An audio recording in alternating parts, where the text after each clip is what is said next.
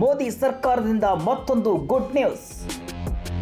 ಇನ್ನು ಎಲ್ಲರಿಗೂ ಸಿಗುತ್ತೆ ಪೆನ್ಷನ್, ಬರ್ತಿದೆ ಹೊಸ ಸ್ಕೀಮ್.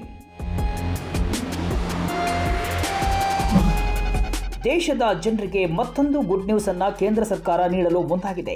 ಅಸಂಘಟಿತ ವಲಯದ ಜೊತೆಗೆ ದೇಶದ ಎಲ್ಲಾ ಹಿರಿಯ ನಾಗರಿಕರ ಬದುಕಿಗೆ ಆರ್ಥಿಕತೆಯ ಸುರಕ್ಷಾ ಕವಚವನ್ನ ನೀಡಲು ಮೋದಿ ಸರ್ಕಾರ ಪ್ರಯತ್ನವನ್ನ ಮಾಡ್ತಾ ಇದೆ. ದೇಶವಾಸಿಗಳಿಗೆ ಸಾಮಾಜಿಕ ಭದ್ರತೆ ಒದಗಿಸುವ ನಿಟ್ಟಿನಲ್ಲಿ ಕೇಂದ್ರ ಸರ್ಕಾರ ಮಹತ್ವದ ಹೆಜ್ಜೆಯನ್ನ ಇಟ್ಟಿದ್ದು, ರಾಷ್ಟ್ರವ್ಯಾಪಿ ಸ್ವಯಂ ಪ್ರೇರಿತ ಪಿಂಚಣಿ ಯೋಜನೆಯನ್ನ ರೂಪಿಸುತ್ತಿದೆ. ಈಗಾಗಲೇ ಇರುವ ಹಲವು ಯೋಜನೆಗಳನ್ನ ಸೇರಿಸಿ ಕೇಂದ್ರ ಕಾರ್ಮಿಕ ಸಚಿವಾಲಯ ಈ ಸ್ಕೀಮ್ ಅನ್ನ ಶೀಘ್ರದಲ್ಲೇ ಜಾರಿಗೆ ತರಲು ಮುಂದಾಗಿದೆ. ಹಾಗಾದ್ರೆ ಏನಿದು ಯೂನಿವರ್ಸಲ್ ಪಿಂಚಣಿ ಯೋಜನೆ? ಯಾರಿಗೆ ಲಾಭ ಆಗುತ್ತೆ, ಎಷ್ಟು ಪೆನ್ಷನ್ ಬರುತ್ತೆ ಎಂಬುದನ್ನ ನೋಡೋಣ ಬನ್ನಿ.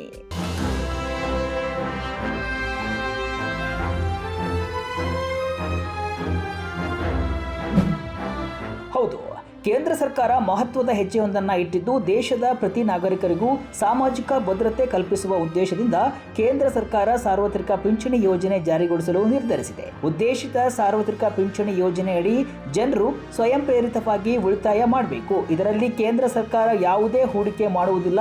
ಸಂಘಟಿತ ವಲಯದ ನೌಕರರು ಮತ್ತು ಸ್ವಯಂ ಉದ್ಯೋಗಿಗಳಿಗೂ ಈ ಯೋಜನೆಯ ಲಾಭ ಪಡೆಯಬಹುದು. ಈ ಹೊಸ ಯೋಜನೆಯು ಪ್ರಸ್ತುತ ಇರುವ ಭವಿಷ್ಯ ನಿಧಿ ಸಂಘಟನೆ ಅಂದ್ರೆ EPFOದ ಪಿಂಚಣಿ ಯೋಜನೆಗಿಂತ ಭಿನ್ನವಾಗಿರಲಿದೆ. ವಿಶೇಷವಾಗಿ ಅಸಂಘಟಿತ ವಲಯದ ಕಾರ್ಮಿಕರನ್ನ ಗಮನದಲ್ಲಿಟ್ಟುಕೊಂಡು ಯೋಜನೆ ರೂಪಿಸಲಾಗ್ತಾ ಇದೆ ಅಂತ ಕಾರ್ಮಿಕ ಸಚಿವಾಲಯದ ಮೂಲಗಳು ತಿಳಿಸಿವೆ.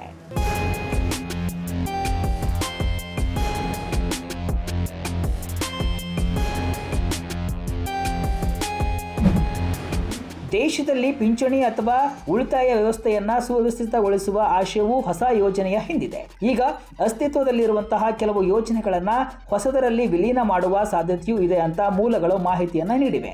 ಈಗ ಅಸ್ತಿತ್ವದಲ್ಲಿರುವಂತಹ ರಾಷ್ಟ್ರೀಯ ಪಿಂಚಣಿ ಯೋಜನೆ NPS ಅನ್ನ ಬದಲಾಯಿಸುವುದಿಲ್ಲ ಅಥವಾ ವಿಲೀನಗೊಳಿಸುವುದಿಲ್ಲ ಅಂತ ಸ್ಪಷ್ಟವನ್ನ ಪಡಿಸಲಾಗಿದೆ. ಯೋಜನಾ ಪ್ರಸ್ತಾವನೆ ಪೂರ್ಣಗೊಂಡ ನಂತರ ಸಂಬಂಧಪಟ್ಟವರ ಜೊತೆ ಸಮಾಲೋಚನೆಯನ್ನ ನಡೆಸಿ ಅಂತಿಮವಾಗಿ ಸಾರ್ವತ್ರಿಕ ಪಿಂಚಣಿ ಯೋಜನೆಯನ್ನ ಜಾರಿಗೆ ತರಲಾಗುವುದು ಅಂತ ಮೂಲಗಳು ತಿಳಿಸಿವೆ. ಯಾರ್ಯಾರು ಈ ಹೊಸ ಪಿಂಚಣಿ ಸ್ಕೀಮ್ಗೆ ಅರ್ಹರು? ಹೊಸ ಯೋಜನೆಯನ್ನ ಸರ್ಕಾರ ತರ್ತಿರೋದು ಯಾಕೆ? ಅಸಂಘಟಿತ ವಲಯದಲ್ಲಿ ಕೆಲಸ ಮಾಡುತ್ತಿರುವಂತಹ ವ್ಯಾಪಾರಿಗಳು, ಸ್ವಯಂ ಉದ್ಯೋಗಿಗಳು ಸೇರಿ 18 ರಿಂದ 60 ವರ್ಷ ವಯೋಮಾನದೊಳಗಿನ ಎಲ್ಲಾ ನಾಗರಿಕರು ಈ ಯೋಜನೆಯನ್ನ ಆಯ್ಕೆ ಮಾಡಿಕೊಳ್ಳಬಹುದು. ನೌಕರರ ಭವಿಷ್ಯ ನಿಧಿ EPFO ಹೊಸ ಪಿಂಚಣಿ ಯೋಜನೆಯ ರೂಪುರೇಷೆಯನ್ನ ಸಿದ್ಧಪಡಿಸುತ್ತೆ. ಇದು ಸ್ವಯಂ ಪ್ರೇರಿತ ಮತ್ತು ಕೊಡುಗೆ ನೀಡುವ ಯೋಜನೆಯಾಗಿದೆ. ಇದು ಯಾವುದೇ ಉದ್ಯೋಗಕ್ಕೆ ಸಂಬಂಧಿಸಿರುವುದಿಲ್ಲವಾದ್ದರಿಂದ ಪ್ರತಿಯೊಬ್ಬರೂ ಪಿಂಚಣಿ ಯೋಜನೆಯಲ್ಲಿ ನೋಂದಣಿ ಮಾಡಿಕೊಳ್ಳಬಹುದೆಂದು ಹಿರಿಯ ಅಧಿಕಾರಿಗಳು ತಿಳಿಸಿದ್ದಾರೆ. ಸದ್ಯ ಅಸಂಘಟಿತ ವಲಯದಲ್ಲಿರುವವರು, ನಿರ್ಮಾಣ ಕಾರ್ಮಿಕರು, ಗೀಗ್ ಕೆಲಸಗಾರರು ಸರ್ಕಾರದ ದೊಡ್ಡ ಉಳಿತಾಯ ಯೋಜನೆಗಳಲ್ಲಿ ಪ್ರವೇಶ ಹೊಂದಿಲ್ಲ. ಹೀಗಾಗಿ ಅವರಿಗೆ ಈ ಪಿಂಚಣಿ ಯೋಜನೆ ಮೂಲಕ ಸಾಮಾಜಿಕ ಭದ್ರತೆ ಒದಗಿಸುವುದು ಕೇಂದ್ರ ಸರ್ಕಾರದ ಆಶಯವಾಗಿದೆ. ಹಲವು ಪೆನ್ಷನ್ ಯೋಜನೆಗಳು ಹೊಸದರಲ್ಲಿ ವಿಲೀನ. ಅಟಲ್ ಪೆನ್ಷನ್ ಸ್ಕೀಮ್ ಕೂಡ ಹೊಸ ಯೋಜನೆಗೆ ವರ್ಗ. ಯಾವೆಲ್ಲ ಯೋಜನೆಗಳು ಈ ಯೋಜನೆಯಲ್ಲಿ ವಿಲೀನ ಆಗಬಹುದು ಎಂಬುದನ್ನು ನೋಡುವುದಾದರೆ, ಪ್ರಧಾನಮಂತ್ರಿ ಶ್ರಮಯೋಗಿ ಮಾನ್ ಧನ್ ಮತ್ತು ಅಟಲ್ ಪೆನ್ಷನ್ ಯೋಜನೆ ಕೂಡ ಹೊಸದರಲ್ಲಿ ವಿಲೀನ ಆಗುತ್ತೆ ಅಂತ ಹೇಳಲಾಗಿದೆ. ಪ್ರಸ್ತುತ ಪಿಂಚಣಿ ನಿಧಿ ನಿಯಂತ್ರಣ ಮತ್ತು ಅಭಿವೃದ್ಧಿ ಪ್ರಾಧಿಕಾರದ ನಿಯಂತ್ರಣದಲ್ಲಿ ಅಟಲ್ ಪೆನ್ಷನ್ ಯೋಜನೆ ಇದೆ. ಇದರ ಜೊತೆ ವರ್ತಕರಿಗೆ ಸಂಬಂಧಿಸಿದ ಹಲವು ಪಿಂಚಣಿ ಯೋಜನೆಗಳನ್ನು ಕೂಡ ಇದರಲ್ಲಿ ಸೇರಿಸಲಾಗುತ್ತೆ ಅಂತ ತಿಳಿದು ಬಂದಿದೆ.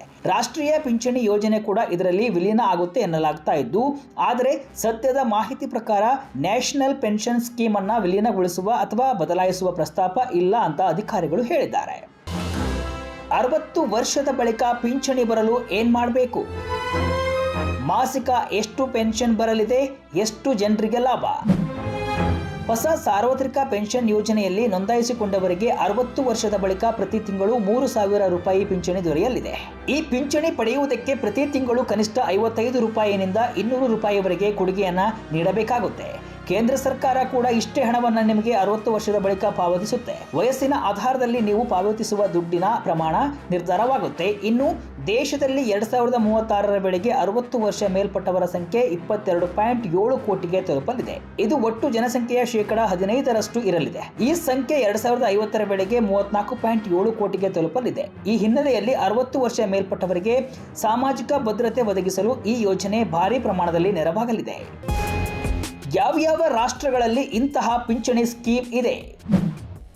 ಭಾರತದಲ್ಲಿ ಪ್ರಸ್ತುತ ಸಾಮಾಜಿಕ ಭದ್ರತಾ ವ್ಯವಸ್ಥೆ ಭವಿಷ್ಯ ನಿಧಿ ಯೋಜನೆಯನ್ನ ಅವಲಂಬಿಸಿದೆ. ಇದರ ಜೊತೆ ವೃದ್ಧಾಪ್ಯ ಪಿಂಚಣಿ ಯೋಜನೆಗಳು ಮತ್ತು ಕೆಲವು ನಿರ್ದಿಷ್ಟ ಫಲಾನುಭವಿಗಳಿಗೆ ಆರೋಗ್ಯ ವಿಮೆ ಸೌಲಭ್ಯ ದೊರೆಯುತ್ತಿದೆ. ಈ ಹಿನ್ನೆಲೆಯಲ್ಲಿ ಸಾರ್ವತ್ರಿಕ ಪಿಂಚಣಿ ಯೋಜನೆ ಸಮಗ್ರ ಮತ್ತು ಸುಸ್ಥಿರ ಪಿಂಚಣಿ ವ್ಯವಸ್ಥೆಯನ್ನ ರೂಪಿಸುವ ಗುರಿಯನ್ನ ಹೊಂದಿದೆ.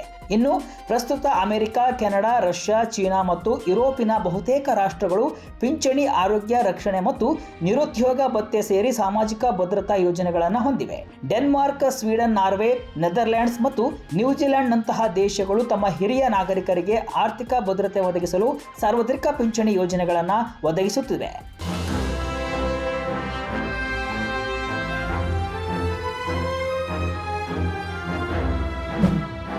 ಒಟ್ಟಿನಲ್ಲಿ ಹೊಸ ಸಾರ್ವತ್ರಿಕ ಪಿಂಚಣಿ ಯೋಜನೆ ಗೇಮ್ ಚೇಂಜರ್ ಆಗಲಿದ್ದು 60 ವರ್ಷಗಳ ಬಳಿಕ ಜನರಿಗೆ ಸಾಮಾಜಿಕ ಭದ್ರತೆಯನ್ನು ಒದಗಿಸಲಿದೆ.